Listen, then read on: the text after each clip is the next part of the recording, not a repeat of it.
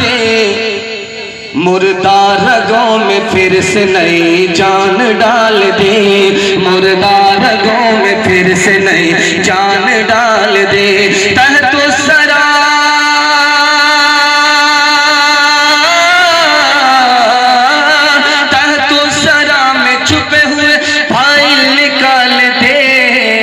रिश्वत में वो कमाल है जो दफ्तर खंगाल दे, दफ्तर खंगाल दे। रिश्वत में वो कमाल है कि दफ्तर खंगाल दे, दफ्तर खंगाल दे। हमको रिश्वतों के हल्के, अब हमको रिश्वतों के हल्के ऐसे रुपया तो बन रहा है और शहर उजड़ रहे हैं। हमको रिश्वतों के हल्के, हमको रिश्वतों के हल्के ऐसे जकड़ रहे हैं। रुपया तो बन रहा है और शहर उजड़ रहे हैं। चलती है अब दुकानें, भरते हैं अब शिकम भी। उम्मीद क्या हो लेकिन जब दिल उजड़ रहे हैं, उम्मीद क्या हो लेकिन। माशाअल्लाह, आपने डिस्क ब्रेक मार करके ये साबित कर दिया कि दिलो दिमाग से आप मुकम्मल तैयार हैं। इंशाअल्लाह पेशाब पखाना रोक करके दुआ तक बैठेंगे, हाथ उठा दीजिए। हाँ, यहाँ आकर के फंसे, पेशाब पखाना लगे निकल जाइएगा, 9-11 हो जाएगा, वरना पूरा मजमा खराब हो जाएगा। दूसरा पैगाम तेजी के साथ लेकर के आ रहा हूँ, ध्यान से सुनिएगा। बहुत अच्छा जलसा आप सुन रहे हैं, रात का अच्छा खासा वक्त गुजर चुका है, लेकिन आपकी पेशानी चमक रही है। अल्लाह हमारे सुनाने को, आपके सुनने को बेहद कबूल फरमाए। ध्यान से सुनिएगा। आइसक्रीम में कितना पैसा बर्बाद किया लोगों ने? $11 billion. Ice cream 11 billion dollar. Allah ने हमें गरीब नहीं बना, हम चाल से गरीब हैं। दिखाने के लिए जा रहा हूं, ध्यान सुनिएगा। $11 बिलियन आइसक्रीम में बर्बाद किया गया। कॉस्मेटिक्स में कितने पैसे बर्बाद हुए? $11 बिलियन। परफ्यूम में कितने पैसे बर्बाद हुए? $17 बिलियन। खिलौने में, बच्चों के खिलौने में जिसको बच्चे तोड़ देते हैं, उसमें कितने पैसे बर्बाद हुए? $35 बिलियन। सिगरेट को हवा में उड़ाने, धुआं में उड़ाते हुए जवानों ने कितने पैसे बर्बाद किए? $50 बिलियन। शराब में हमारे जवानों ने कितने पैसे बहाए? $400 बिलियन। अफसोस की बात है, तालीम में कितना पैसा? $6 बिलियन। सेहत पर कितना पैसा? $9 बिलियन। इसमें कम, जिसमें ज्यादा होना चाहिए, जिसमें कुछ भी नहीं होनी चाहिए, उसमें पैसा बारिश की तरह बहा।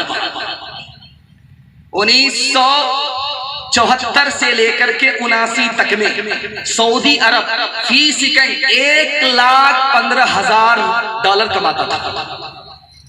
1974 में सऊदी अरब एक सेकंड में $1,15,000 कमाता था। लेकिन उसने क्या किया? इन पैसों को अमेरिका के बैंक में रखा, उसने हथियार बनाए और उसी हथियार को पैसे में बेच डाला, पैसा बना लिया। हम बेवकूफ, वो अकलमंद, उसने हमारी बेवकूफी से फायदा उठाया। बरूनाई का सुल्तान है, 1 घंटे में $1,35,000 कमा रहा है।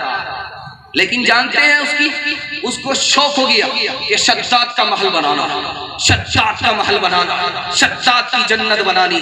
कितना बड़ा मकान बना रहा है? 1787 कमरे होंगे उसमें, 4000 लोग खाना खाएंगे, डाइनिंग हॉल होगा, 257 बैतुल खुला होंगे, 564 फानूस होंगे, 5 बड़े बड़े तालाब होंगे गुस्ल खाने के नाम पर। 15 से 20,000 लोग रोजाना भूख की वजह से एड़ियां रगड़ करके मर जाते हैं। इन मालदारों की अय्याशी का हाल देखिए कि मकान के पीछे पैसे को बहा दिया। मैं आपके सामने तजर्बे की बात रखने के लिए जा रहा हूं।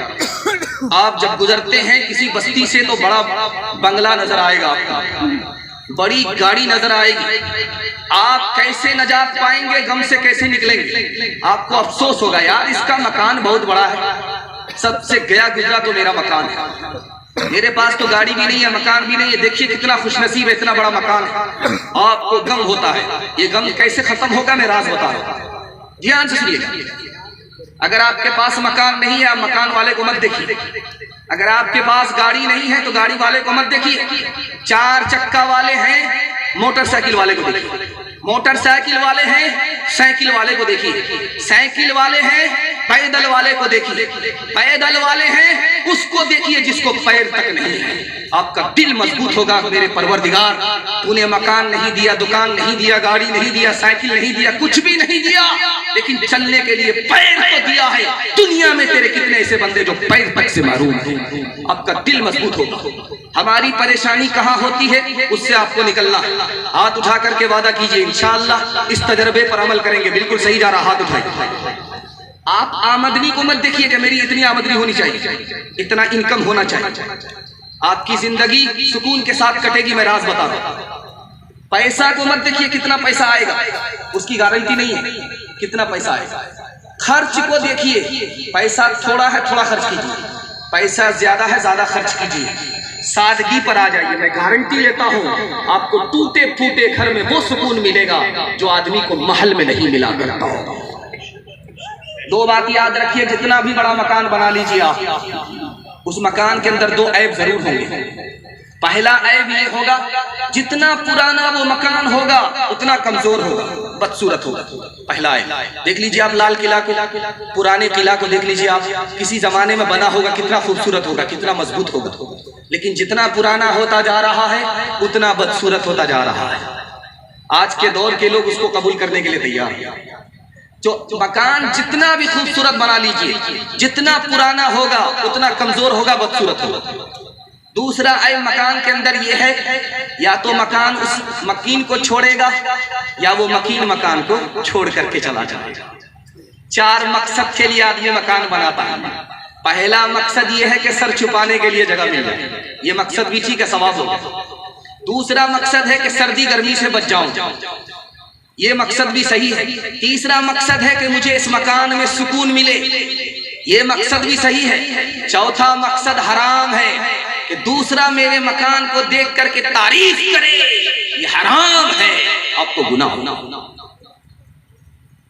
एक आदमी मजमे में आया, जलसे में आया, ऐलान कर दिया कि मलकुल मौत का इंतकाल हो गया। लोगों ने कहा कि रांची से आ रहे हो क्या? तो हम हाफ पागल हैं कि 12 बजे बैठे और आप लोग घर जाने का नाम नहीं ले रहे हो, हमसे बड़े पागल आप। कहां से आए हो? मलकुल मौत का इंतकाल हो गया। जो बगदाद का अमीर है उसने 300 साल के लिए इमारत को किराए पर लिया है, उसकी खुद उम्र 90 साल है, इसलिए मैंने ऐलान कर दिया कि मलकुल मौत का इंतकाल हो गया है। झूठी शान दिखाने के लिए बड़ा मकान होगा, हाथ उठा दीजिए। बिल्कुल सही जा रहा, हाथ उठाइए। ये देखिए, दयार इश्क में अपना मकाम पैदा कर, नया जमाना नई सुबह शाम पैदा कर। मेरा तरीक अमीरी नहीं फकीरी है, खुदी न बेच गरीबी में नाम पैदा कर। कितना ऊंचा कसरे दुनिया को बना ले जाओगे, कितनी गहरी उसकी बुनिया देखो डाले जाओगे। कितना अर्ज़ो तूल में उसको बढ़ा ले जाओगे, खींच कर उसे कहाँ तक सिलसिला ले जाओगे। इसको क्या चलती दफा सर पे उठा ले जाओगे, उसको क्या चलती दफा सर पे उठा ले जाओगे।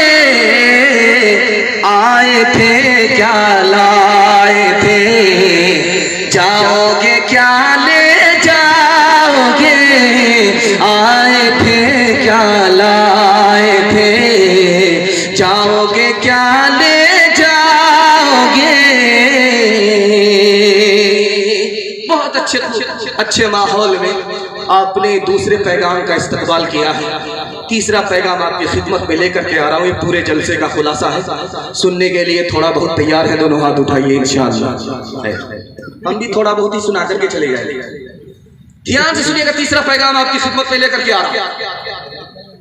1989 अखबार दक्किन ने लिखा, 1975 के अंदर दिल्ली के अंदर 350 लड़की को जिंदा जला दिया गया। उसका जुर्म यह था कि गरीब बाप की बेटी थी और इनका मुतालबा पूरा नहीं हुआ। गाड़ी नहीं दी, नकद पैसा नहीं मिला, सामान नहीं मिला, तो उस जुर्म में उसकी बेटी को जिंदा जला दिया। 1980 से लेकर के 85 तक में 250 लड़की को महाराष्ट्र में जला दिया गया। यही लखनऊ बगल में है, हर 5वें दिन एक लड़की को जलाया गया, सिर्फ इस बुनियाद पर कि गरीब बाप की बेटी है। निकाह में उस गरीब बाप ने मुतालबा पूरा नहीं किया। मौलाना अली मियां नदवी रहमतुल्लाह अलैह हयात से थे। दुआ कीजिए अल्लाह उनकी कब्र को नूर से भर दे।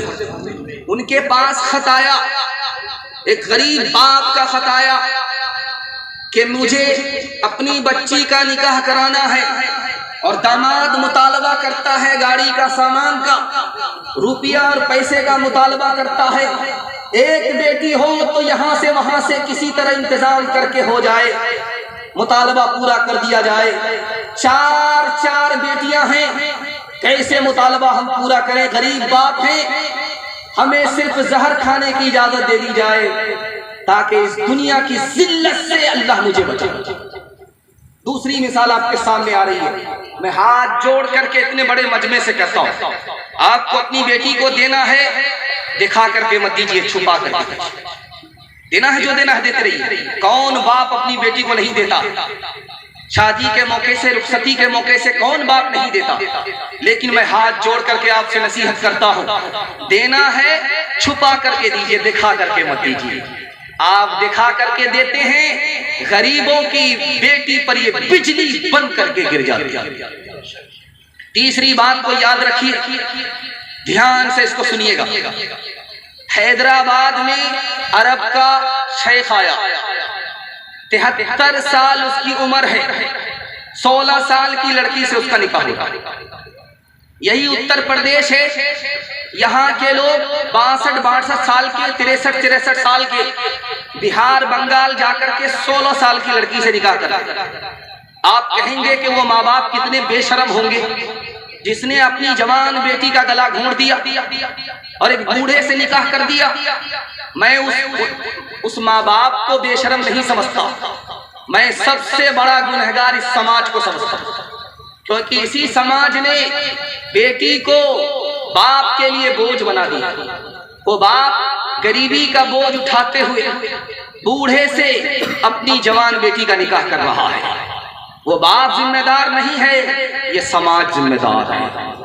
दूसरी मिसाल आपके सामने रखने के लिए जा रहा हूं। पहले ये होता था कि मुसलमान लड़का गैर मुस्लिम लड़की को लेकर के भागता था, ये भी गलत है, मैं इसकी मजम्मत करता हूं।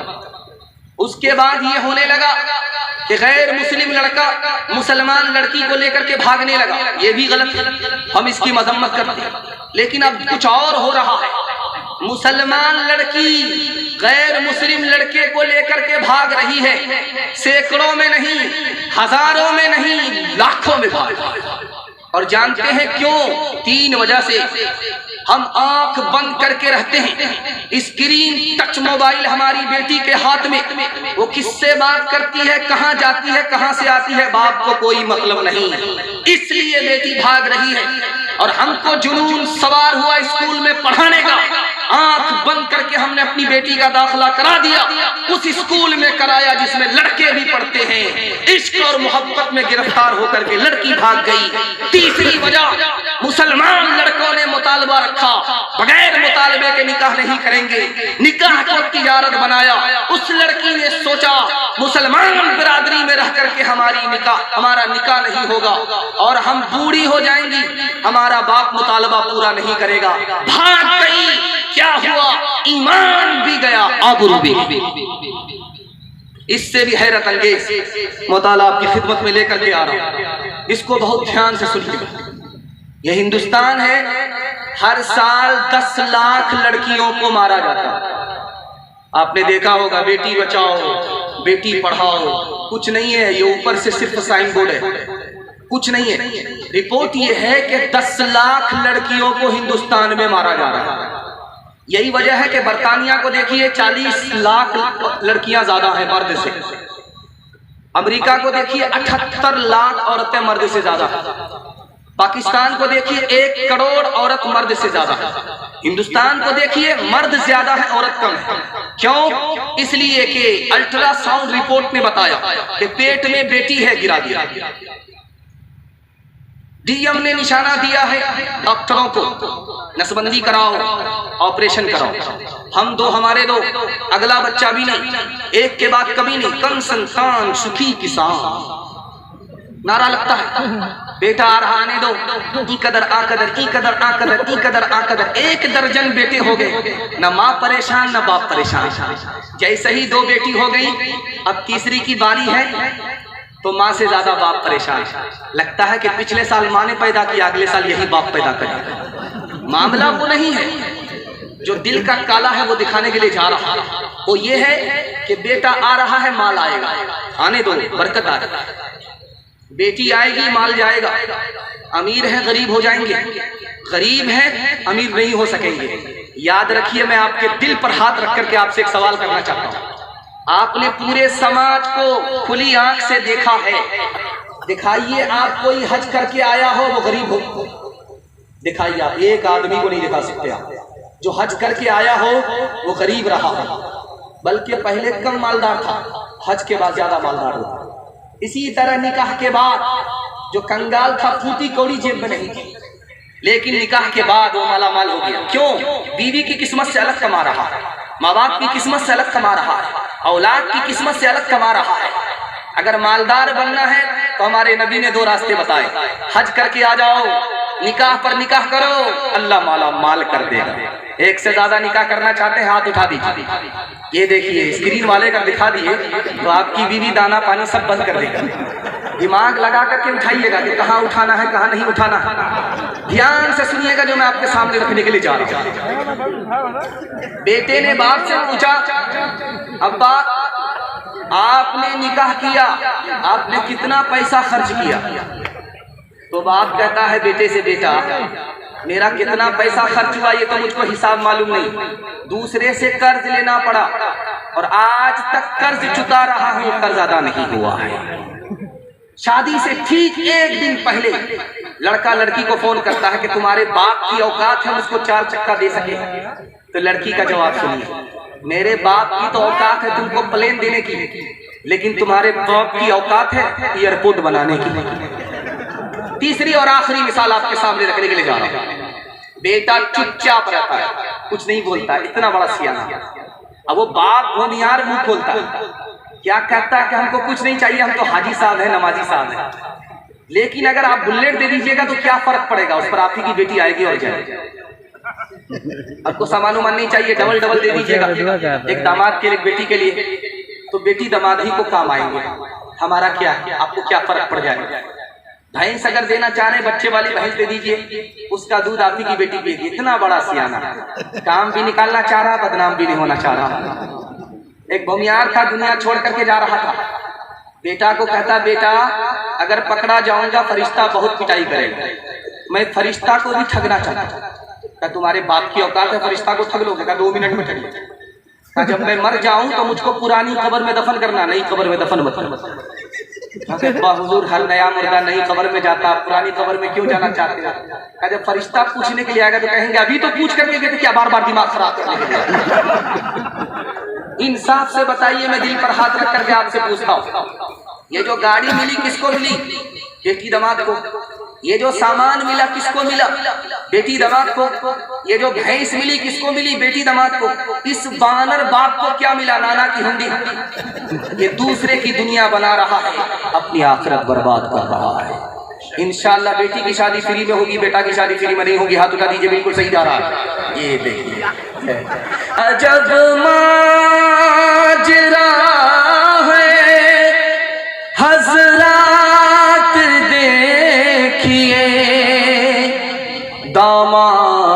बाद मांगता है खैरात देखिए।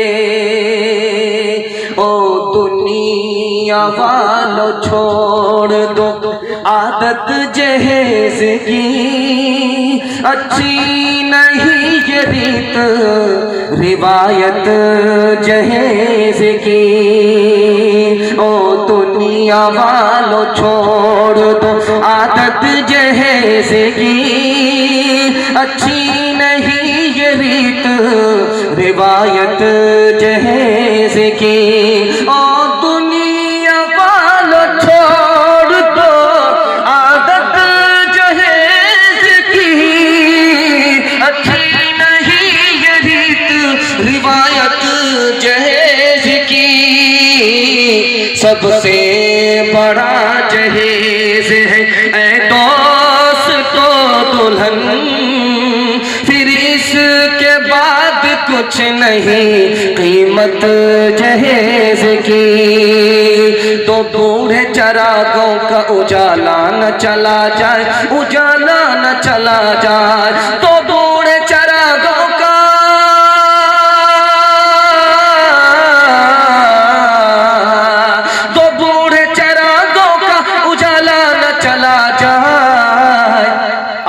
बहू हाथ से बेटा न चला जाए, बेटा न चला जाए। कि शौक में हम धूप से लिपटे रहे दिन भर, लिपटे रहे दिन भर। कि शौक में हम धूप से लिपटे रहे दिन भर, कि शौक में हम धूप से लिपटे रहे दिन भर। ये धूप चली जाए तो साया न चला जाए, साया न चला जाए। बहुत अच्छा तीसरा पैगाम बड़ी मोहब्बत की नजर हो गया, बड़ी रफ्तार के साथ आपने सुना। इतना बड़ा बोझ इतनी आसानी के साथ आपने सर से उठा लिया। अल्लाह इस मोहब्बत को सलामत रखे, दीन दुनिया दोनों की भलाई से हम सबको माला माल फरमाए। चौथा पैगाम आपकी खिदमत में लेकर के आ रहा हूँ। ये पूरे जलसे का खुलासा है। इसमें यह बताने की कोशिश की जा रही है कि मुसलमान को तरक्की क्यों नहीं है, मुसलमान को तरक्की कैसे होगी। इसको बहुत ध्यान से सुनना है, अमल के काम से सुनना है। हाथ उठा दीजिए, बिल्कुल सही जा रहा है। जोश के साथ जब आपका हाथ उठता है तो दिल खुश होता है कि आप हिंदुस्तान ही में है, कब्रिस्तान नहीं पहुंचे, वरना हमको भी जनाजा पढ़ने में देर नहीं लगी।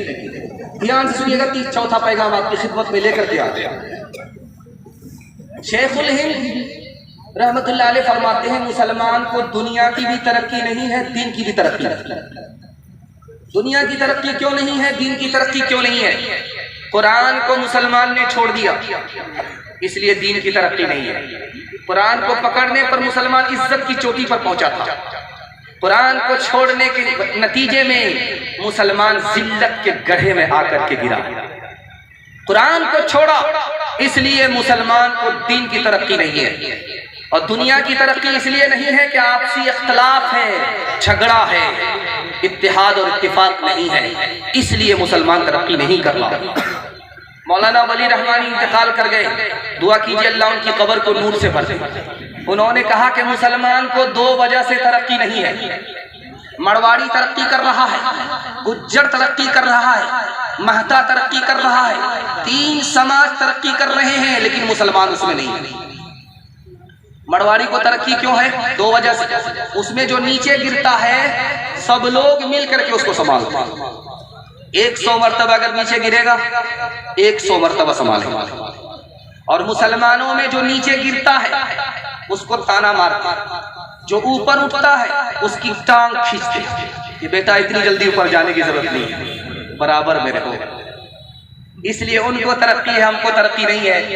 दूसरी वजह, आपने मारवाड़ी का झगड़ा अदालत में नहीं देखा होगा, महता का झगड़ा अदालत में नहीं देखा होगा, गुज्जर का झगड़ा अदालत में नहीं देखा होगा। घर का झगड़ा वो घर में हल कर लेता है, लेकिन हमारा झगड़ा अदालत में पहुंच कर ही है हल होता है, इससे पहले हल होने का नाम नहीं लेता है। और आपको सुनकर के हैरत होगी, 2011 की रिपोर्ट है, डोरी एक्ट का झगड़ा, डोरी एक्ट का मुकदमा मुसलमानों का सिर्फ एक जिला के अंदर 33,000 है। अल्लाह ने हमें अपने चाल की वजह से तरक्की से महरूम कर रखा है। जो खूबी हमारे अंदर की थी वो दूसरे ने अपना लिया, उनको तरक्की हो रही है, हमने उनकी खामी को कबूल कर लिया, इसलिए हम बर्बाद हो आबाद। तीसरी बात को याद रखिए जो आपके सामने रखने के लिए जा रहे हैं। एक दरख्त के मसले पर दो भाई के झगड़े हुए, 20 साल तक मुकदमा लड़ते रहे दोनों भाई।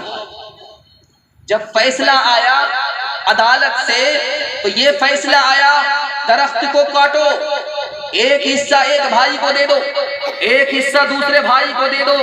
तो दोनों भाई की जेब में इतना पैसा नहीं था कि दरख्त कटा सके, लड़ते लड़ते कंगाल हो चुके। 3 मिसाल दे रहा हूं और आप लोग सुनने के लिए मुकम्मल तैयार है। दोनों हाथ उठाइए जोश के साथ। लाल कुआं की मस्जिद है दिल्ली में, लाल कुएं वाली मस्जिद। किसी जमाने में उसमें बरेलवी इमाम था, हजरत नानोतवी उनके पीछे नमाज पढ़ा। सलाम जैसे उसने फेरा, देखा कि नानोतवी जिनको मैं काफिर कहता था वो मेरे पीछे नमाज पढ़ते, मारे शर्म के पानी पानी हो गया, तौबा कर लिया। दूसरी मिसाल आपके सामने लेकर के आ रहा हूं। मस्जिद में तबलीग वाले पहुंचे, मस्जिद वाले ने कहा कि पहले इस पर बहस करो कि तरावी 8 रकात है या 20 रकात। तो तबलीग वाले बड़े समझदार होते, उसने कहा कि देखो भाई, ये 8 रकात जो लोग पढ़ते हैं ये बहुत कम पढ़ते हैं, जो लोग 20 रकात पढ़ते हैं ये बहुत ज्यादा पढ़ लेते हैं, लेकिन पढ़ते बहरहाल दोनों हैं। हमको इनकी बहस में नहीं पढ़ना, हमको तो उनसे मतलब है जो ये भी नहीं पढ़ते वो भी नहीं पढ़ते। मसला हल। तीसरी मिसाल आपके सामने रखने के लिए जा रहा हूं। कांधला है, हिंदुस्तान का हिस्सा है, आजाद नहीं हुआ है, अंग्रेज की सरकार है। एक मुसलमान दूसरे मुसलमान की मस्जिद के अंदर गया, इमाम ने वलज़ालिन कहा, एक ने जोर से आमीन कहा, दूसरे ने आहिस्ता से आमीन कहा। सलाम के बाद उसने इसे घूसा मारा, उसने इसे घूसा मारा। इसकी तरफदारी में 10 लोग खड़े हो गए, उसकी तरफदारी में 10 लोग खड़े हो गए। एक मस्जिद में, एक खुदा के घर में 2 मुसलमान खानदान लहूलुहान। दोनों का मुकदमा अंग्रेज की अदालत में पहुंचा है। कितना दिलचस्प है, सुनाने के लिए जा रहा हूं। कांधला का किस्सा है, मुल्क अभी आजाद नहीं हुआ, अंग्रेज की सरकार है, अंग्रेज हाकिम है। 5 मिनट तक उसको ये समझ में नहीं आया कि यह आमीन जमीन का नाम है, मकान का नाम है, दुकान का नाम है, किसका। जब वकीलों ने बहस किया तब अंग्रेज को समझ में आया, ओ आमीन दुआ का नाम है, दुआ से कितना दबाया जाता है, यहाँ दुआ पर कितना उठाया जा रहा है। तो अंग्रेज ने कितना प्यारा जजमेंट लिखा, हमारे मुंह पर कितना बड़ा तमाचा है। आंख की पट्टी हटाने के लिए ये मिसाल काफी है। उसने लिखा कि आमीन की 3 किस्में हैं। एक आमीन बिस्सिर, आहिस्ता से आमीन कहना, यह भी हदीस से साबित है। एक आमीन बिलजह, जोर से आमीन कहना, यह भी हदीस से साबित है। एक तीसरी किस्म है आमीन की, आमीन बिशर, फितना उठाने के लिए आमीन कहना। ये हनफी भी गुनहगार है, ये सलफी भी गुनहगार है। एक मिसाल पर पैगाम खत्म कर रहा हूं। अब बड़ी सख्त मिसाल है लेकिन हकीकत है, अफसाना नहीं है। सुनने के लिए आप लोग तैयार हैं तो सुनाएंगे, हाथ उठा दीजिए इंशाअल्लाह। काजी मुजाहिदुल इस्लाम साहब अल्लाह को प्यारे हो गए, दुआ कीजिए अल्लाह उनकी कब्र को नूर से भर दे। वो कहते थे कि मुसलमानों का हाल इस वक्त कुत्ता और घोड़े की तरह। घोड़ा तारीफ कर रहा था कुत्ते से, यार जब मैं टाप मारता हूँ मेरी टाप की धूल आसमान को चली जाती है। तो कुत्ता बोला कि ये कोई बड़ी बात नहीं, इससे बढ़कर के कमाल मेरे अंदर है, जब मैं दौड़ता हूँ तो मेरे पैर की धूल अर्श को चली जाती है। छोटा मुंह बड़ी बात करता है, नालायक कहीं का। ठीक है, मुकाबला हो जाए, जिस बस्ती में जलसा हो रहा है यहीं से मुकाबला होगा, और मस्कनवा पास करके जो गोंडा पहुंचेगा वो जीतेगा, जो पीछे रह गया वो हार जाएगा। तो जलसे का घोड़ा दौड़ करके मस्कनवा पहुंच गया, पलट करके देखा तो जलसे का कुत्ता जलसे ही में बैठा हुआ, दौड़ने का नाम नहीं ले रहा। वो आया, उसने कहा क्यों छोटे मियां, दावे तो बड़े बड़े करते हो, जब दौड़ने की बात आती है तो हिम्मत हार करके बैठ जाते हो। यार मैं तुमसे परेशान नहीं, मैं तो तुमको 2 मिनट में पीछे कर दूं, मैं तो अपनी कौम से परेशान हूं। मैं जलसे का कुत्ता हूँ, जैसे यहाँ से दौड़ूंगा मस्कनवा पहुंचूंगा, मस्कनवा का कुत्ता रोक लेगा कि बेटा बॉर्डर क्रॉस कर रहे हो, पासपोर्ट दिखाओ।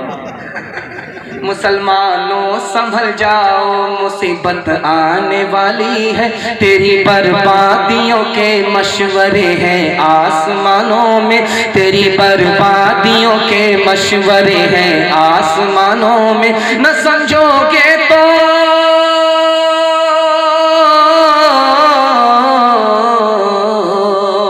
न समझोगे तो मिट जाओगे हिंदुस्तां वालों।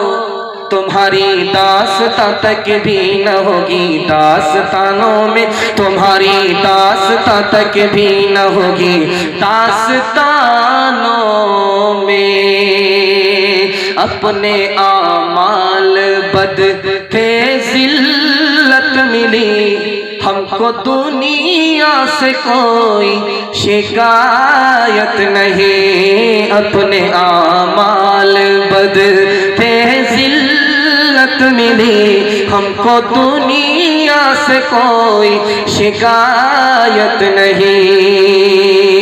तेरी रहमत के साए में सब जीते हैं, कौन है जिस पे तेरी इनायत नहीं। मेरे अल्लाह ईमां सलामत रहे, मेरे दिल में कोई और हसरत नहीं। अपने आमाल बदते जिल्लत मिली, हमको दुनिया से कोई शिकायत नहीं। बहुत अच्छा सुना गया है। मजमा बिल्कुल थोड़ा है, 313 है, लेकिन 313 से इंशाअल्लाह इंकलाब आएगा। पूरा हिंदुस्तान इत्तेहाद इत्तिफाक की दौलत से सरफराज होगा। हाथ उठा करके वादा कीजिए इंशाअल्लाह, जब मुकदमा हार जाएंगे तब अपने भाई को माफ करेंगे। हाथ उठाइए इंशाअल्लाह। ये रात के उजाले में पता चल रहा कि आप कहाँ कहाँ जगह पर हैं कि नहीं। खैर माशाअल्लाह, 5वां पैगाम आपकी खिदमत में लेकर के आ रहा हूँ। ये पर्ची आई है, पर्ची के हवाले से हिंदू मुसलमान के हवाले से सुनाने के लिए फरमाइश की गई है। मुझे उस पर आना ही है। इस पैगाम के बाद मैं पहुँच गया। मुझे उम्मीद नहीं थी कि आप वहाँ तक हमें पहुँचाएंगे, लेकिन अल्लाह आपको जज़ाए खैर दे। आप बेहतरीन मेज़बान साबित हुए। आपने सुनने का वाकई हक अदा कर दिया।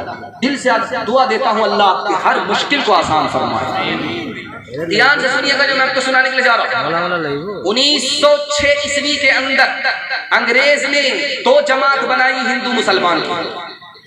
एक जमात का नाम रखा हिंदू सभा, दूसरी जमात का नाम रखा मुस्लिम लीग।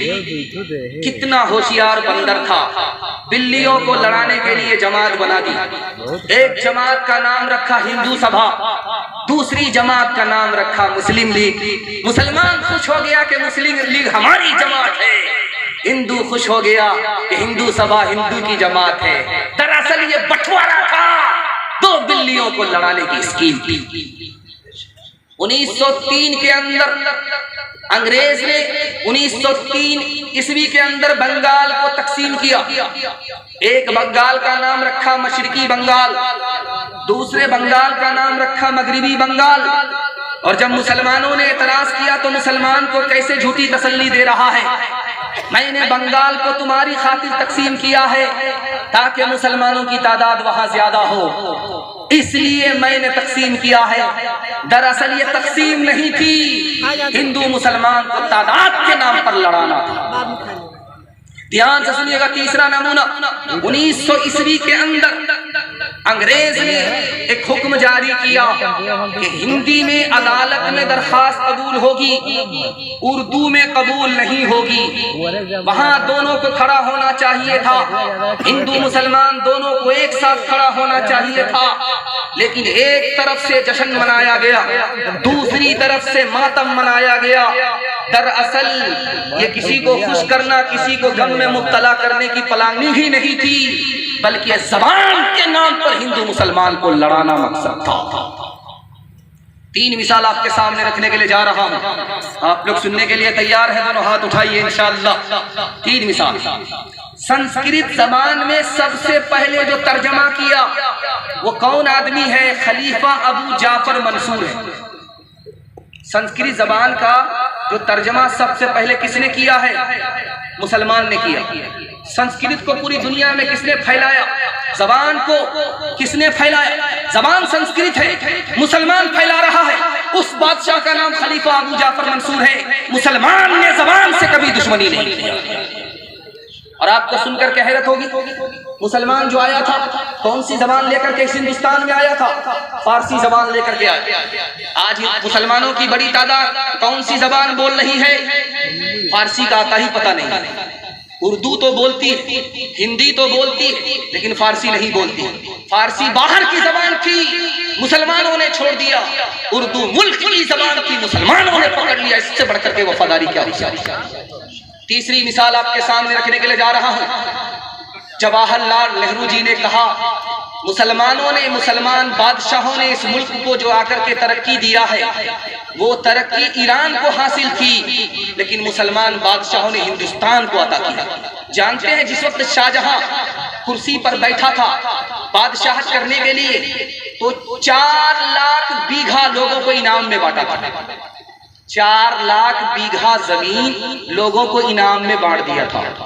120 गांव इनाम में बांटा था। लाखों करोड़ों की दौलत बांट दिया था, सिर्फ इस खुशी में कि आज मेरी तकरीब है, मैं पहला दिन बादशाहत का कुर्सी संभालते हुए शुरू करने के लिए जा रहा हूं। इस खुशी में उसने 4 लाख बीघा जमीन बांटा, 120 गांव इनाम में तकसीम किया, लाखों करोड़ों दौलत को लुटा दिया। लेकिन जब इस मुल्क में अंग्रेज आया तो जानते हैं नौकरी में लोगों को कितना पैसा मिलता था? 1 आना मिलता था। 24 घंटे की नौकरी होती है। 1 सेर अनाज मिलता था, 2 सेर अनाज मिलता था। लोग नौकरी करते थे। मुसलमान आए, हिंदुस्तान माला माल हो गया। अंग्रेज आया, हिंदुस्तान कंगाल। 3 मिसाल आपके सामने रखने के लिए जा रहा हूं। इसको बहुत ध्यान से इसको सुनिए, जो मैं आपके सामने रखने के लिए जा रहा हूं। टीपू सुल्तान इस मुल्क के सुल्तान थे। दुआ कीजिए अल्लाह उनकी कब्र को नूर से भर दे। टीपू सुल्तान ने इस मुल्क को क्या दिया? हिंदू समाज को 156 मंदिर दिया। एक मंदिर देने का मतलब होता 100 एकड़ जमीन देना। इतनी बड़ी जायदाद को आप जोड़ लीजिए, 156 मंदिर मुसलमान बादशाह दे रहा है। औरंगजेब ने इस मुल्क को क्या दिया? हिंदू समाज को क्या दिया? तो महाकाली मंदिर है, औरंगजेब ने दिया। बालाजी मंदिर है, औरंगजेब ने दिया। कामाख्या मंदिर है गुवाहाटी में, औरंगजेब ने दिया। जैन मंदिर औरंगजेब ने दिया। और आपको सुनकर के हैरत होगी, गुरुद्वारा राम राय औरंगजेब ने दिया। और ये किसने कहा? मैंने अपनी तरफ से नहीं कहा, इलाहाबाद हाई कोर्ट ने कहा। अब सुनकर के आपको हैरत होगी, भाई यहाँ तो मशहूर है औरंगजेब हिंदू को कत्ल करता था। तो औरंगजेब ने 55 साल हिंदुस्तान पर राज किया है। अगर कत्ल करता था तो मुसलमान की तादाद कम क्यों है, हिंदू की तादाद ज्यादा क्यों है? अगर औरंगजेब कत्ल करता था, 50 साल कत्ल किया, तो हिंदू तो बीच के नाम पर भी बाकी नहीं रहना चाहिए। झूठ है, इसी को कहते हैं सफेद झूठ। दूसरी मिसाल आपके सामने रखने के लिए जा रहा हूं, इसको बहुत ध्यान से इसका सुनना। शिवाजी नवाब है, औरंगजेब बादशाह है। दोनों ने एक दूसरे से टक्कर ली।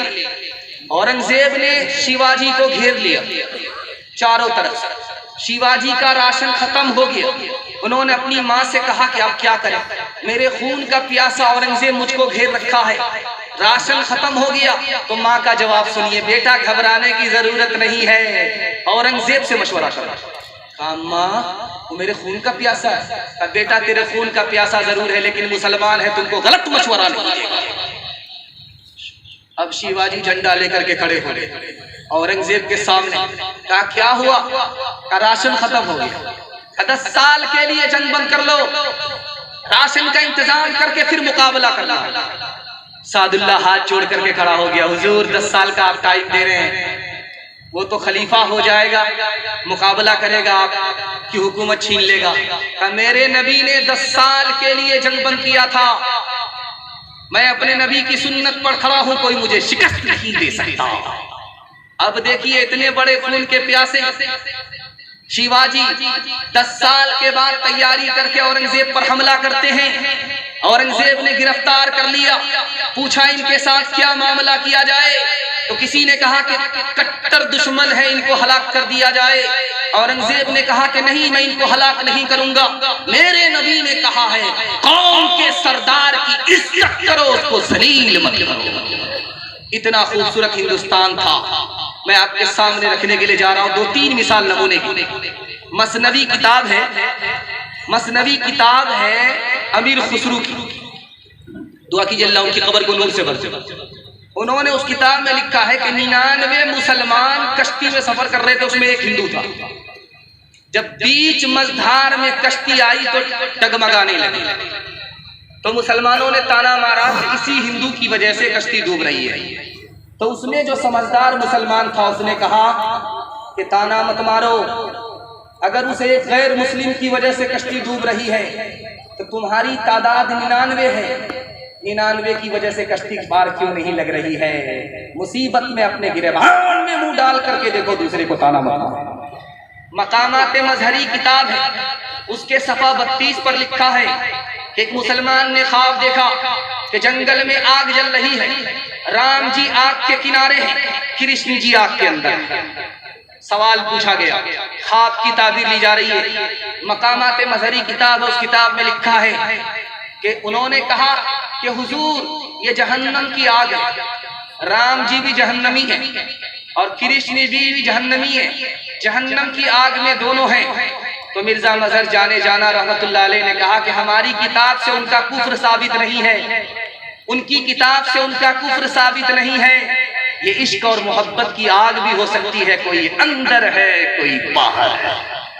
मुसलमान हूँ जात का, हूँ भारत की फूल, आंखें मेरी राम है, आंखें मेरी राम है, हृदय मेरा रसूल, हृदय मेरा रसूल, धर्म मेरा इस्लाम है, भारत जन्म स्थान, वजू करूँ अजमेर में, वजू करूँ अजमेर में, काशी में अशनान, काशी में अशनान, भाव सभाओं के पाठ में अक्षर अनमोल, नबी मेरा इतिहास है, कृष्ण मेरा भूगोल, कृष्ण मेरा भूगोल। अमीर खुसरू का हवाला आया था, दुआ कीजिए अल्लाह उनकी कब्र को नूर से भर दे। मुसलमान होकर के हिंदी शायर हैं, मुसलमानों ने हिंदी से मोहब्बत किया, नफरत नहीं किया। मिसाल आपके सामने आ रही है, ध्यान से सुनिएगा। आज भी मुसलमान के घर के अंदर अगर कौवा बोले तो औरतों में ये ख्याल जाता है कि पूरब की तरफ से कौवा बोला है, लगता है दामाद आएगा और मुर्गा में चूना लगा। पश्चिम की तरफ से कौवा बोले तो समझी आएगी। इंसाफ से बताइए, बाजार में 1 लाख कौवे बोलते हैं, कितने समझी आ रहे हैं, कितने दामाद आ रहे हैं? और जानते हैं सच्चाई क्या है? मुसलमान के घर में ये क्यों बोला जा रहा है? गैर मुस्लिम के घर की चीज है, मुसलमान के घर में भाईचारे की वजह से आ गई है और जाने का नाम नहीं ले रही है। इस्लाम जितना पुराना होता जा रहा है, ये ख्याल उतना नया होता जा रहा है। कहाँ से आया ये? एक दोहे में ये ख्याल मशहूर है, गैर मुस्लिमों के घर की चीज है, मुसलमान के घर से जा नहीं रही है। ध्यान से सुनिएगा। कागा आए मुंडेर पर भेजे कौन संदेश, कागा आए मुंडेर पर भेजे कौन संदेश, भैया के समीस बरस भाभी गई विदेश, भाभी गई विदेश। एक बात और याद रखिएगा, जब हमारा जवान 20 की रफ्तार में 80 की रफ्तार में मोटरसाइकिल चलाता है और बीच से अगर बिल्ली ने रास्ता काटा तो पेशाब रुक जाता है और नब्ज ठार हो जाता है, आगे नहीं बढ़ता। क्यों भाई? कुत्ता 100 मरतबा उल्लू का पट्टा पास होता है, केले का छिलका बन जाता है, लेकिन कोई मसला नहीं। जैसे ही बिल्ली ने रास्ता काटा, अब इधर नब्ज ठार हो गई, जाने का नाम ही नहीं ले रहा।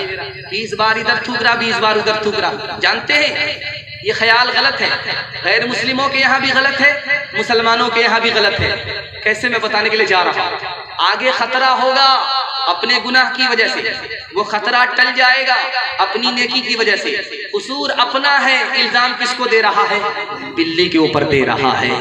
घर की जली बन में गई, बन में लागी आग, घर की जली बन में गई, बन में लागी आग, बन बेचारा क्या करे, बन बेचारा क्या करे, जो है हमारे भाग, जो है हमारे भाग।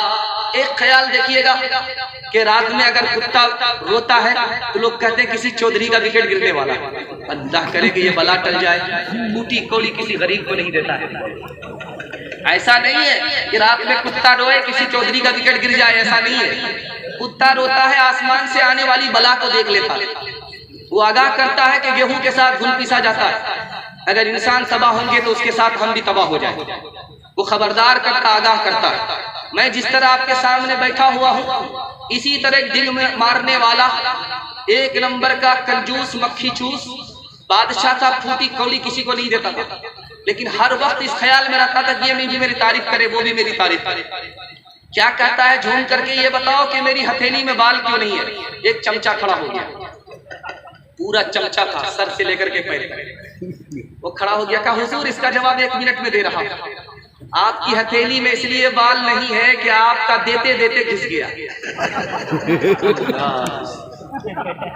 कहा कि बेवकूफ मत बनाओ, रात के अंधेरे में अंधेरा ही नहीं है, उजाला भी है, तुम्हारी हथेली में बाल क्यों नहीं। कहा हुजूर इसका भी जवाब है, आपका देते देते घिस गया, हमारा लेते लेते घिस गया। क्या बेवकूफ मत बनाओ, इतना बड़ा जो मजमा है जो बैठा हुआ उनकी हथेली में भी बाल नहीं। कहा हुजूर आपका देते देते घिस गया, मेरा लेते लेते घिस गया, और मेरे अलावा आप किसी को देते नहीं है, इन लोगों का मारे अफसोस के मलते मलते घिस गया। 8 गांव के चौधरी, 12 गांव के राव, 8 गांव के चौधरी, 12 गांव के राव, अपने काम ना आओ तो, अपने काम ना आओ तो ऐसी तैसी में जाओ, ऐसी तैसी में जाओ। बड़ा हुआ तो क्या हुआ, जैसे पेड़ खजूर, पंछी को छाया नहीं, फल लगे अति दूर, फल लगे अति दूर। ध्यान से सुनिएगा, कबीर दास के दोहे पर अपने इस पैगाम को मैं खत्म करने के लिए जा रहा हूँ। सुनने के लिए मुकम्मल तैयार है? दोनों हाथ उठाइए इंशाअल्लाह। आज आजान सुनेंगे, कल नमाज पढ़ेंगे, हाथ उठाइए इंशाअल्लाह। ये जरा ध्यान रखिएगा। चक्की चल रही थी, दाना मुंह में जा रहा था, आटा बन रहा था, बाप रोने लगा, बेटा हंस रहा है, तो बाप ने कहा गया बंस कबीर का हाय खुद कमाल, ये नालायक बेटा रोने की जगह हंसता है तो खानदान का नाम मिट्टी में मिला देगा। तो बेटे ने कहा अब्बा हुजूर कौवे से ज्यादा कौवे का बच्चा चालाक होता, आप हंसने की वजह बताइए, मैं रोने की वजह बताता हूं।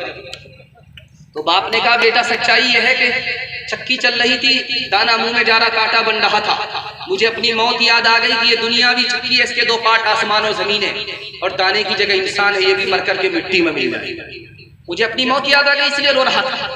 तो बेटे ने कहा अब्बा हुजूर आपका रोना सही है, मेरा हंसना सही है। आपने चक्की को देखा, दाने को देखा, मुंह में गया, आटा बन गया, बस आपने देखा, मौत याद आ गई, आपका रोना सही है। लेकिन अब्बा हुजूर आपने किल्ले को नहीं देखा जिसको पकड़ करके चक्की चलाई जाती है। जो दाना किल्ले से सट जाता है वो पीसा नहीं जाता, जो अल्लाह की रस्सी को पकड़ लेता है वो यहाँ भी आबाद रहता है, वहां भी आबाद रहता है। चक्की चलती चक्की देख कर दिया कबीरा रो, चलती चक्की देख कर दिया कबीरा रो।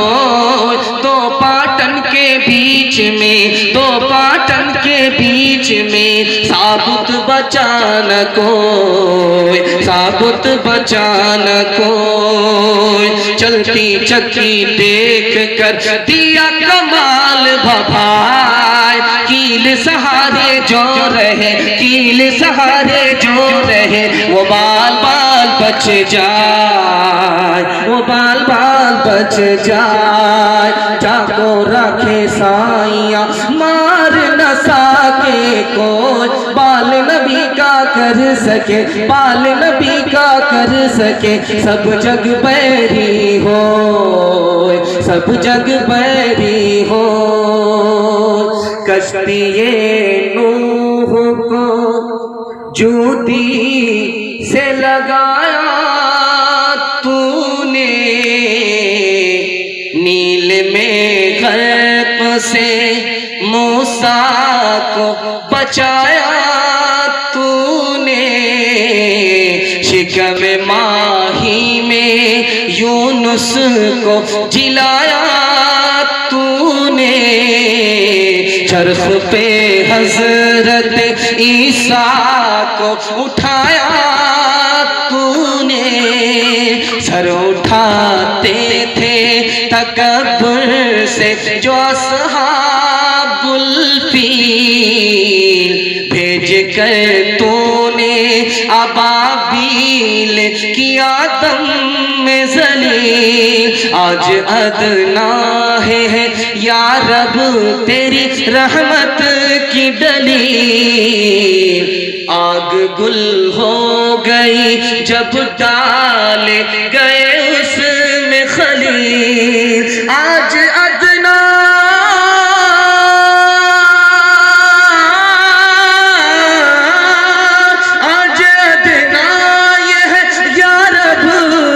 रहमत की दलील, आग गुल हो गई जब डाले गए उसमें खलील, आग गुल हो गई। अमीर खुसरू के एक दोहे पर अपने पैगाम को खत्म करने के लिए जा रहा हूँ। मेल मोहब्बत से रहेंगे। इलेक्शन से पहले हाथ उठाइए इंशाअल्लाह। इलेक्शन में बागी हो जाएंगे, हाथ उठाइए इंशाअल्लाह। आप साथ देते रहिए, आखिर में आखिर का जनाजा हम पढ़ेंगे। ध्यान से सुनिएगा, आखिरी दोहा अमीर खुसरू का, उन पर उस दोहे पर मैं अपने पैगाम को खत्म करने के लिए जा रहा हूँ। अमीर खुसरू जा रहे थे और 4 लड़कियां कुएं से पानी निकाल रही थी। तो अमीर खुसरू ने कहा कि बेटी मुझे प्यास लगी है, पानी पिला। तो लड़कियों ने कहा कि आप शाहिद आदमी, आपको फ्री में पानी नहीं पिलाएंगे, शेर सुनाइए तब आपको पानी पिलाएंगे। तो अमीर खुसरू ने कहा कि फरमाइश बताओ। तो एक लड़की ने कहा मुझको खीर खाना पसंद है, खीर पर मिश्रा कर। दूसरी लड़की ने कहा कि मेरी माँ चरखा चलाती है, कपड़ा बुनती है, चरखा पर मिश्रा कर। तीसरी लड़की ने कहा कि मेरे घर में कुत्ता है, रात भर जागता है, घर की हिफाजत करता है, कुत्ते पर मिश्रा कर। चौथी लड़की ने अपनी आखिरी फरमाइश बताई कि मेरा बाप मुहर्रम में इस तरह ढोल बजाता है कि उस ढोल को उसी साल फाड़ देता है, अगले साल के लिए वो ढोल बाकी नहीं रहता। ढोल पर मिसरा कह दीजिए। 4 लड़कियों की फरमाइश को अमीर खुसरू ने 2 मिसरे में पेश किया।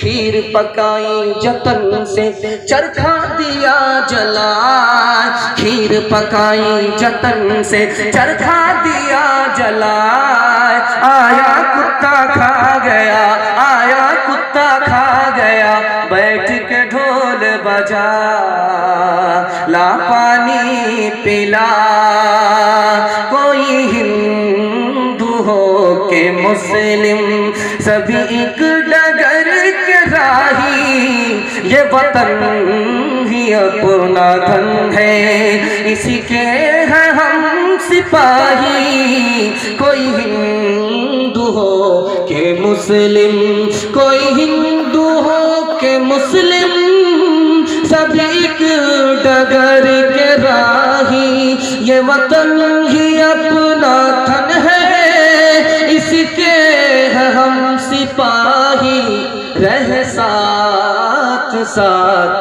जब तक तो बरस रहा था सोना, जहाँ हम अलग हुए हैं वहीं आ गई तबाही, जहाँ हम अलग हुए हैं। मजहब नहीं सिखाता आपस में बैर रखना, हिंदी है हम, वतन है हिंदुस्तान हमारा, सारे जहां से अच्छा। पैगाम खत्म हो गया। औरतों के हवाले से सुनने के लिए अगर आप लोग तैयार हैं तो दोनों हाथ उठा दीजिए इंशाअल्लाह। लाठी से खबर लेंगे, हाथ उठाइए इंशाअल्लाह। ध्यान रखिएगा, औरतों के हवाले से सुना रहा हूँ, बस जवान तक पहुंचूंगा जलसा निकल जाएगा। सिर्फ 10 मिनट के लिए जलसा बाकी रह गया, थोड़ा सा साथ देंगे, हाथी पास हो चुका, सिर्फ दुख फंसी हुई, इंशाल्लाह एक झटके में वो पास हो जाएगी। हाथ उठा करके वादा कीजिए इंशाल्लाह बिल्कुल सही जा रहा, घबरा गए हैं, हाथ उठाने का नाम नहीं ले रहे। वैसे भी 7 फुल माफ है, बड़े बड़े से गलती हो जाती है। अगर आप स्टेज पर होते, मैं नीचे होता, मैं भी बार बार गलती करता। ध्यान से सुनिएगा, औरतों के हवाले से सुना रहा हूं, पैगाम तेजी के साथ निकल रहा, ध्यान से इसको सुनिएगा।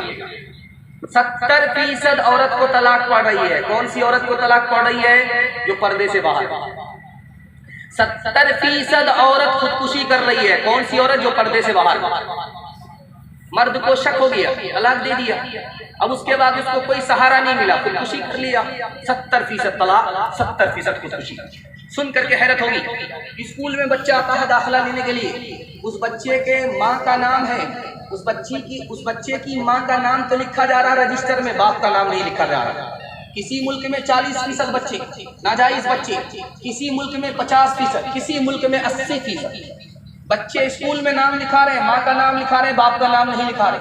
उन बच्चों से पूछा गया कि भाई मामला क्या? कहा मेरी माँ के नाजायज ताल्लुक थे, मैं उस ताल्लुक के नतीजे में पैदा हुआ, उसको माँ तो मिली, बाप नहीं मिली, कसूर माँ बाप का, सजा बच्चे। बेपर्दगी का नुकसान दिखाने के लिए जा रहा हूं, ध्यान से इसको सुनिएगा। जो औरत पर्दे में है, सच्चाई यह है कि 4 मर्द उसके लिए कमा रहे हैं, वो रानी बनी हुई है। पर्दे के अंदर जो औरत है वो रानी बन करके है, उसके लिए 4 नौकर हैं। बाप अलग कमा रहा है, बेटा अलग कमा रहा है, शौहर अलग कमा रहा है, भाई अलग कमा रहा है। लेकिन जिन औरतों ने कमाई के चक्कर में 1600 ईस्वी में घर से बाहर निकल करके आजादी के नाम पर तमाशा किया, जानते हैं? कमर पर बोझ उठा रही है, कुली बन गई, रानी बना करके बाप ने भेजा था, नौकरानी बन गई। ध्यान से सुनिएगा, सुनाने के लिए जा रहा हूं, बहुत ध्यान से। आपके घर में दूध का बर्तन होता है, उस दूध के बर्तन में ढक्कन रखा जाता है। क्यों भाई? इस ख्याल से रखा जाता है कि कहीं बिल्ली आकर के उस पर हमला कर दे और 9-11 हो जाए पी कर। इसलिए देखिए ढक्कन डाला गया दूध के बर्तन पर, लेकिन बिल्ली को बांध करके रखा नहीं गया। जो औरत पर्दे के अंदर रहती है उसकी आबरू महफूज है, लेकिन जो पर्दे से बाहर हो जाती है, जिस तरह दूध चला जाता है उसी तरह औरत की आबरू चली जाती है। ध्यान से सुनिएगा, 2 चीज छुपाने की है, पूरी दुनिया का ये तजर्बा है।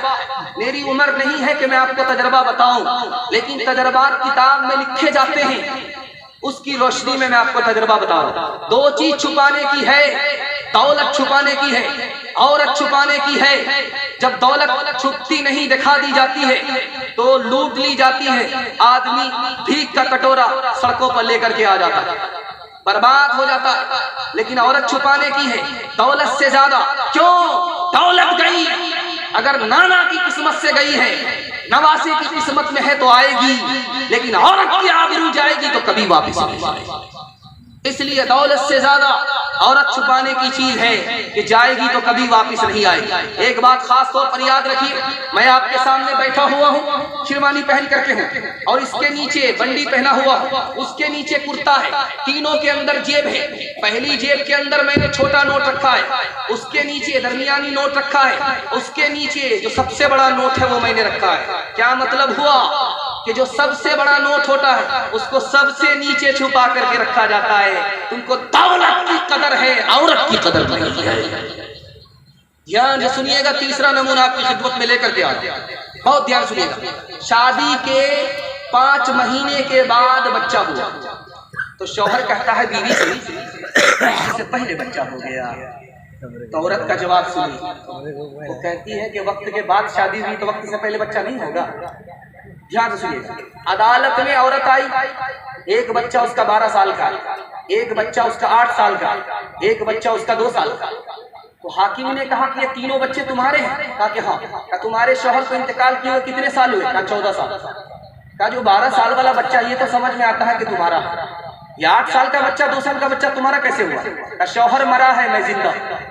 तीसरी मिसाल आपके सामने आ रही है। औरंगजेब के दौर में एक लड़की आई, औरंगजेब के दौर में उस लड़की के खिलाफ मुकदमा हुआ कि 4 मर्दों से इसने निकाह किया।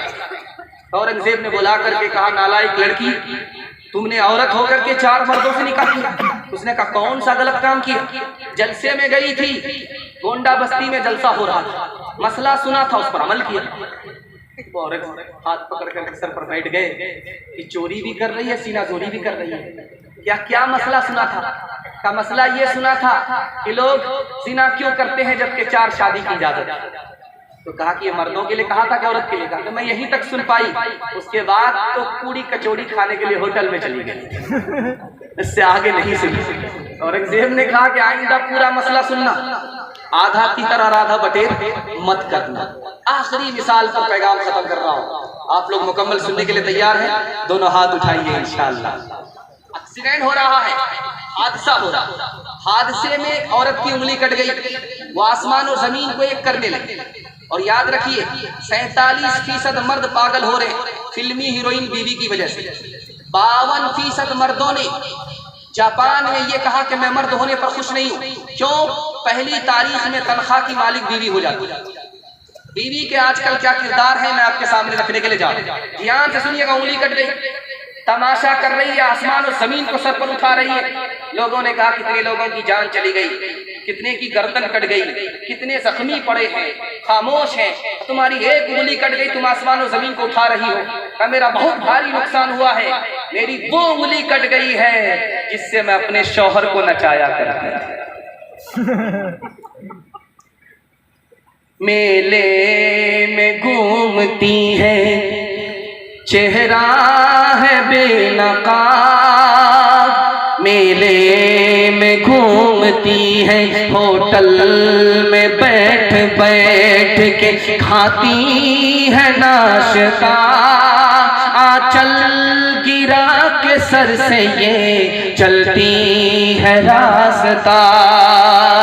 होटल में बैठ बैठ के खाती है नाश्ता। आंचल गिरा के सर से ये चलती है रास्ता। पर्दे की इनको कोई जरूरत नहीं रही, बिफातिमा सी अब कोई औरत नहीं रही। इतने जवान बैठे हैं, मैं आपको हाथ जोड़ करके एक बात कहना चाहता हूँ। कुछ बात याद रहे या ना रहे, इसको लेकर के जाइएगा, इसमें आपका फायदा है। अपने माँ बाप की पसंद से शादी कीजिए। व्हाट्सएप और फेसबुक की लड़की को देख करके शादी मत कीजिए। इसका कितना बड़ा नुकसान होगा। वो पाकिट मार लड़की होती है, उसको पता हो चुका है कि आप मालदार आदमी हैं। वो शादी के बहाने से आपकी जमीन की मालिक हो जाएगी, मकान की मालिक हो जाएगी, बच्चे की मालिक हो जाएगी। उसके बाद आपको लात मार देगी। आप न घर के रहेंगे न घाट के रहेंगे। आबे हयात एक रिसाला निकलता था, उसमें लिखा प्यार मोहब्बत की शादी नाकाम होती है 99%। 99% शादी जो प्यार मोहब्बत की होती है नाकाम होती है। क्यों? लड़की भी जोश में थी, लड़का भी जोश में था। जोश में हुनर नजर आया, ऐब नजर नहीं आया। लेकिन जब जोश ठंडा हुआ, अब लड़की को समझ में आ रहा है ये तो अकल का पैदल है, ये उल्लू का पट्टा है, भैंस का अंडा है, केले का छिलका। अब यहाँ झगड़ा रगड़ा हुआ, रगड़े पर जाकर के रिश्ता खत्म हो गया। जानते हैं लड़का क्यों शादी किया था उस लड़की से? उस लड़की ने इस लड़के से शादी क्यों किया था? इस ख्याल से शादी किया था कि वो फिल्मी हीरोइन होगी। लड़की इस ख्याल से शादी कर रही है वो फिल्मी हीरो होगा। फिल्म तो एक नकल है, असल तो है नहीं। जब करीब आए तो नजर आया कि ये तो हीरो नहीं, तो जीरो है। और अब लड़के को समझ में आया कि तो हीरोइन नहीं है तो हीरोइन है। झगड़ा रगड़े पड़ गया, रगड़े पर रिश्ता खत्म हो गया। और माँ बाप की पसंद से जो लोग शादी करते हैं उनकी शादी पक्की होती है। क्योंकि ये बूढ़ा बाप जिसकी दाढ़ी सफेद हो गई है, धूप में सफेद नहीं हुई है, तजर्बे से सफेद हुई है, ठोकर खा करके सफेद हुई है। इसलिए मैं हाथ जोड़ करके आपसे कहता हूँ, माँ बाप की पसंद से शादी कीजिए। इस दुनिया में भी भलाई होगी, उस दुनिया में भी भलाई मिलेगी इंशाअल्लाह। अमल करेंगे, हाथ उठाइए। बहुत अच्छा। एक बात और जरा ध्यान से सुनिएगा।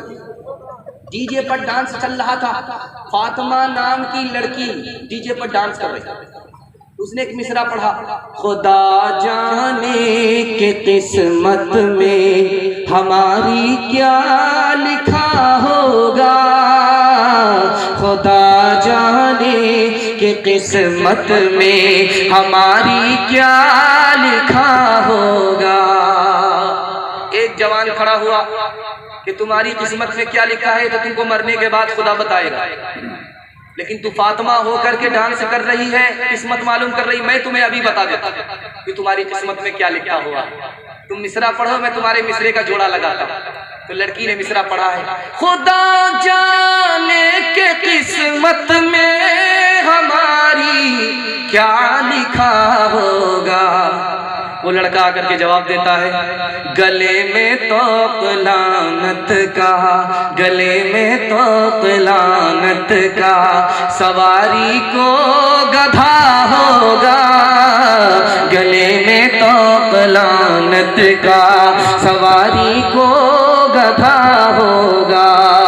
चप्पल है ऊंचे हील की और ऊंटनी सी चाल, होठों पे लिपस्टिक लगा के कर रही है लाल। चप्पल है ऊंचे हील की और ऊंटनी सी चाल, होठों पे लिपस्टिक लगा के कर रही है लाल।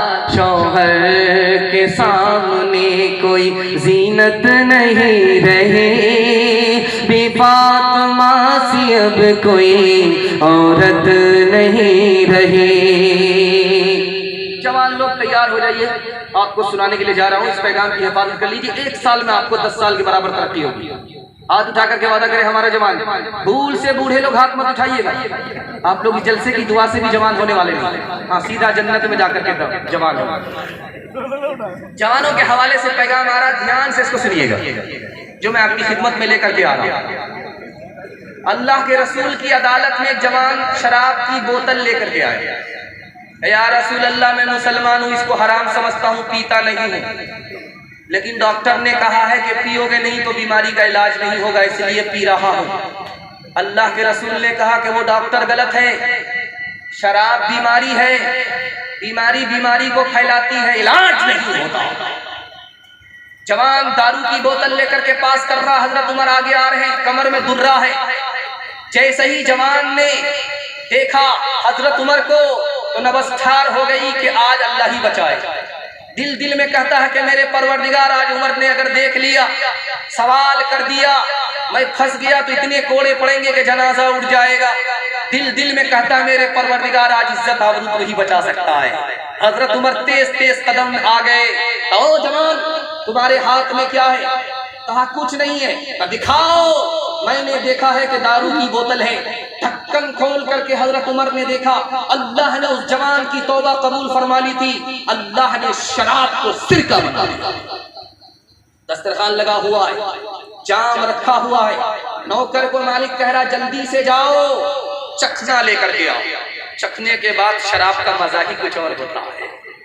नौकर गया, देखा कि जलसे में चंदा हो रहा था, चंदे में पैसा दे दिया, जल्ले तू जलाल, तू इस बला को टाल।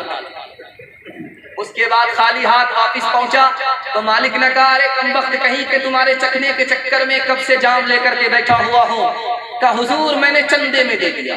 मालिक समझदार था, बोला कि चंदे में दे दिया, कैसे दे दिया? 4 दुआ कराई। जल्दी बताओ कि तुम्हारी दुआ क्या है। तो पहली दुआ ये कराई कि अल्लाह मुझे इस 4 रुपए का बदला इस दुनिया में अता करे। तो तुम्हारी दुआ कबूल हो गई। 4 के बदले में तुम्हें 400 देता। मालिक ने पूछा कि दूसरी दुआ क्या कराई? दूसरी दुआ ये कराई कि शराबी की गुलामी से अल्लाह मुझे आजाद कर। तो तुम्हारी ये दुआ कबूल हो गई, चलो मैंने तुम्हें आजाद कर दिया। तीसरी दुआ क्या थी? ताकि मैंने ये दुआ कराई कि मेरे मालिक को शराब से अल्लाह तौबे की तौफीक दे दे। का तुम्हारी ये दुआ भी कबूल हो गई, मैं तुम्हारे सामने दिल से तौबा करता हूँ, आज के बाद हलक के नीचे शराब नहीं आई। का चौथी दुआ बताओ? का चौथी दुआ ये कराई कि अल्लाह मुझे भी माफ कर दे, मेरे मालिक को भी माफ कर दे। का ये मेरे बस में नहीं है। रात में सोया, अल्लाह की बशारत हुई, मेरे बंदे तुम आजिज होकर के वो काम कर रहे हो जो तुम्हारे बस में है, मैं कादिर होकर के वो काम न करूं जो मेरे बस में है। चलो मैंने तुम्हारी भी मग़फ़िरत की, उस नौकर की भी मग़फ़िरत कर दी। ईसाई पोप ने कहा कि मुसलमान जवानों को तोप से मारने की जरूरत नहीं है, तलवार से मारने की जरूरत नहीं है। क्यों? 3 चीजों में इनको लगा दो, ये खुद ब खुद तबाह हो जाएगा। गाने में मस्त कर दो, जिना से नापाक कर दो, शराब में डुबा दो, इनको तलवार तोप से मारने की जरूरत नहीं है, ये कौम खुद ब खुद मर जाएगी। हजरत दाऊद ने अपने बेटे को बुलाया, बेटा तुम्हारे पीछे सांप आ जाए घबराने की जरूरत नहीं है, तुम्हारे पीछे शेर आ जाए घबराने की जरूरत नहीं। अब्बा हुजूर शेर से घबराने की जरूरत नहीं, अब बेटा जान जाएगी, ईमान तो रहेगा, लेकिन तुम्हारे पीछे अगर कोई औरत आ जाए, फिल्मी हीरोइन आ जाए, बेपर्दा औरत आ जाए, अजनबी औरत आ जाए, बेटा खैर मनाओ, अगर तुम ध्यान नहीं दोगे तुम्हारा ईमान चला जाएगा। अल्लाह के रसूल की अदालत में जवान आया कि या रसूल अल्लाह मैं कलमा पढ़ करके मुसलमान होना चाहता हूँ। अल्लाह के रसूल ने कहा शौक से कलमा पढ़ो। वो जवान मंतिक से निकलना चाहता था, उसने कहा या रसूल अल्लाह मेरी एक शर्त है, मैं इस शर्त पर कलमा पढ़ना चाहता हूँ कि मुझको जिना करने की आदत है, आप इजाजत दोगे तब कलमा पढ़ूंगा। अल्लाह के रसूल हकीम थे, हिकमत से बात किया, अकलमंद थे, अकल से बात किया। ओ जवान तुम पढ़ लो कलमा, मैं तुमको गुनाह की इजाजत देता हूँ। जवान बड़ा खुश हुआ, कलमा पढ़ करके अल्लाह के रसूल ने कहा 4 औरत को छोड़ करके जिससे चाहो मुकाला करो, वो किसी की माँ ना हो, वो किसी की बेटी ना हो, वो किसी की बीवी ना हो, वो किसी की बहन ना हो। या रसूल अल्लाह की इजाजत दे रहे हो या जाल में फंसा रहे हो, उसके बाद तो कोई औरत ही नहीं है। क्या गौर करो, तुम्हारी माँ के साथ कोई मुंह काला करे उसको दुनिया में नहीं रहने दोगे, तुम्हारी बेटी के साथ कोई मुंह काला करे उसको फांसी पर चढ़ा दोगे, तुम्हारी बहन और बीवी के साथ कोई ऐसा मामला करे उसका कीमा बना दोगे। लेकिन याद रखो तुम जिसके साथ मुंह काला कर रहे हो वो भी किसी की माँ है, वो भी किसी की बेटी है, वो भी किसी की बीवी और बहन है। आखिरी बात आपके सामने रखने के लिए जा रहा हूं। पूरी दुनिया में क्रिकेट होता है लेकिन जर्मनी में क्रिकेट नहीं है। जानते हैं क्यों? जर्मनी का हिटलर था, मैदान में आया, क्रिकेट के मैदान में क्रिकेट चल रहा था, टेस्ट मैच हो रहा था, तो उसने पूछा अंपायर से कि कौन जीता कौन हारा। अभी 3 दिन हुए हैं, 3 दिन बाकी है, उसके बाद रिजल्ट आएगा, कौन जीता कौन हारा। तो आज के बाद इस खेल को बंद करो, 11 बंदर नाचते हैं, बाकी पूरी दुनिया तमाशाई बन जाती है, निकम्मा हो जाती है।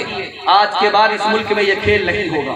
मैं गारंटी लेता हूं, आप अपने बच्चे को स्क्रीन तक मोबाइल से दूर रख लीजिए, क्रिकेट के बल्ले से दूर रखिए, आपका बच्चा मुकद्दर का सिकंदर होगा। ध्यान से सुनिएगा, आखिरी नमूना आपकी खिदमत में लेकर क्या जवान आया, हारून रशीद के दरबार में आया, सुई गाड़ करके निशाना लेता है धागे का जोर से निशाना लिया और उसने जो मारा धागे को, सुई के नाके से धागा पास हुआ। इधर से ताली बजी, उधर से ताली बजी। क्या अजीब कारनामा है, इतनी दूर सुई को गाड़ा, इतनी दूर से धागा फेंका, नाके से धागा पास हो गया, इधर से ताली बजी, उधर से ताली बजी, बड़ा अजीब करतब दिखाया। बादशाह ने कहा कि इसको 10 रुपया इनाम दो, 10 जूते मारे। अब लोगों के कान खड़े हुए कि भाई जूता क्यों मारा जा रहा है। कहा कि ये नालायक बेकार काम में अपनी जिंदगी बर्बाद कर रहा है, अगर ये पढ़ने लिखने में वक्त देता कितना कीमती होता। भिखारी का भिखारी रह गया, उस वक्त काम का आदमी होता, गरीबों की मदद करता, मुसीबत में काम आता, देने वाला होता, लिखने वाला नहीं होता। याद रखिए हमारे जवान, अभी मुकेश अंबानी का इंटरव्यू आया, जानते क्या है? दुनिया का 3रा अरबपति है मुकेश अंबानी। उसने इंटरव्यू दिया कि मालदार होने के लिए प्रोफेसर होना जरूरी नहीं है, डॉक्टर होना जरूरी नहीं है, आलिम और हाफिज कारी होना जरूरी नहीं है मालदार होने के लिए।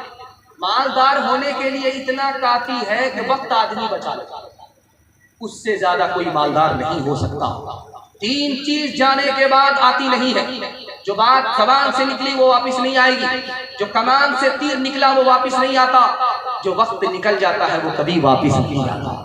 हमारा जवान वक्त बचाएगा, हाथ उठा करके वादा कीजिए इंशाअल्लाह, इंशाअल्लाह वक्त बचाएंगे, जिम्मेदारी कबूल करेंगे, नसीहत पकड़ेंगे, मायूस नहीं होना, हिम्मत और हौसले के साथ खड़े होंगे। हमारे जवान से कोई हाथ नहीं मिला सकता। हाथ उठा करके वादा कीजिए, इस पर खड़े रहेंगे, हाथ उठाइए, इंशाअल्लाह बिल्कुल सही जा रहा है। जवानों को जरा परवाह नहीं बेतदाली की, बुढ़ापे में नतीजे इसके ये नादान देखेंगे। तेरी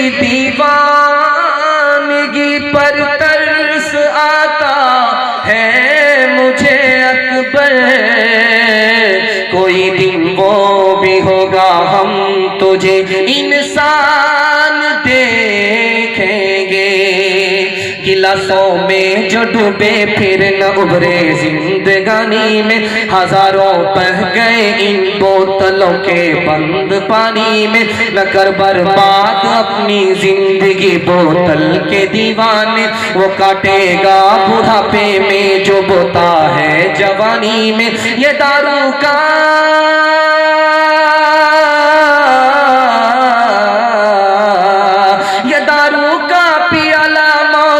कड़वा पियाला है, मिला है जहर शरबत में, मिला है जहर शरबत में, छुपी है आग पानी में।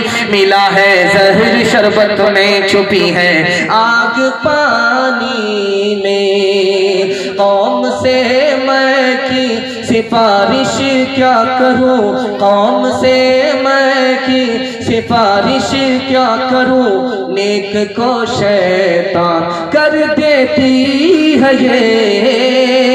कौम से मैं की सिफारिश क्या करूं, नेक को शैतान कर देती है ये।